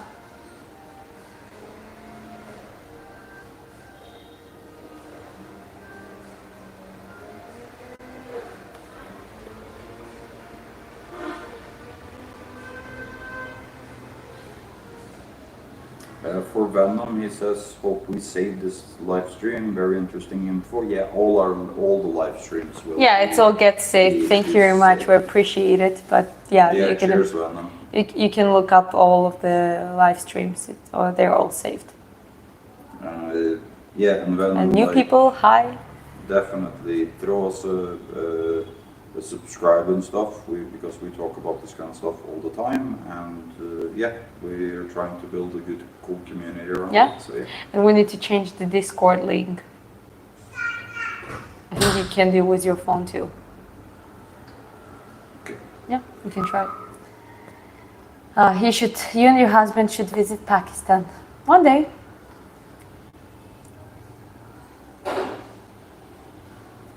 We did technically visit Pakistan when we went to the Border. border. Punjabi. We were in the border between Amritsar and the other side was Pakistan. It was on the border. Technically, it's not over the border, but it was just a few meters. And Yeah, okay. Anyways, don't say things like that. You can feel benefits of sprinting when you go for the explosive combination in the sparring. The feeling of energy drains in the same. Good advice from both of you. Well, I experienced that myself. I haven't done boxing in a few months since I was doing sprinting mostly. But because I committed quite a lot to it and I got better at it, when I started punching and just doing bouncing and the footwork, I was like, wow, what is this? And even without practicing boxing at the same time with it and trying to, build up the pattern, already had a massive effect on my boxing. And then I decided to just keep training it, and yeah, it's a two sports, two directions that you can train.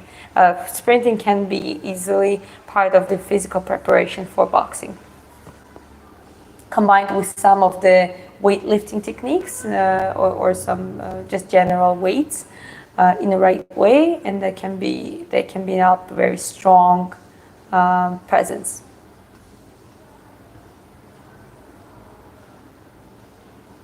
Hanoi is on my list of places to visit, but maybe you have some other suggestions. Oh, Hanoi is very interesting, but you should try south of Vietnam too. I mean, Ho Chi Minh and Hanoi are the biggest cities, but we're in Nha Trang, which is a beautiful city. It's a coastal city. We're planning to go to Da Nang and Hoi An. yeah, we will have videos from both Da Nang and Hoi An, which is one of the best places in the world to get custom clothing, suits and dresses and that kind of stuff. Yeah. And I mean, I much prefer southern Vietnam than northern. Okay, why do I understand this? Ich komme aus Deutschland, aber ich kann kein English. He probably means that, I come from Germany, but I don't understand or something like that English. Yeah. Don't ask me how I know that. Aber ich kann kein English. Yeah, it's basically what you said is what you say.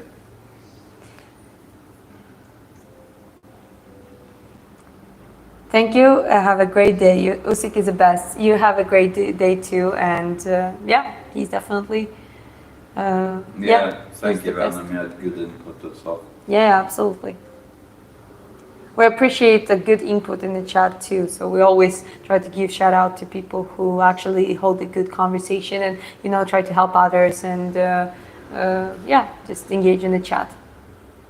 Yeah, but okay, guys, I'm gonna scroll all the way up.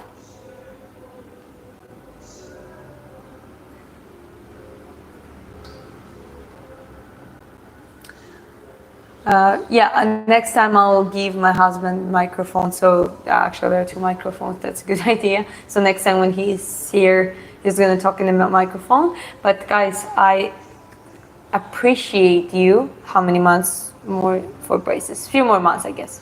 Not that much.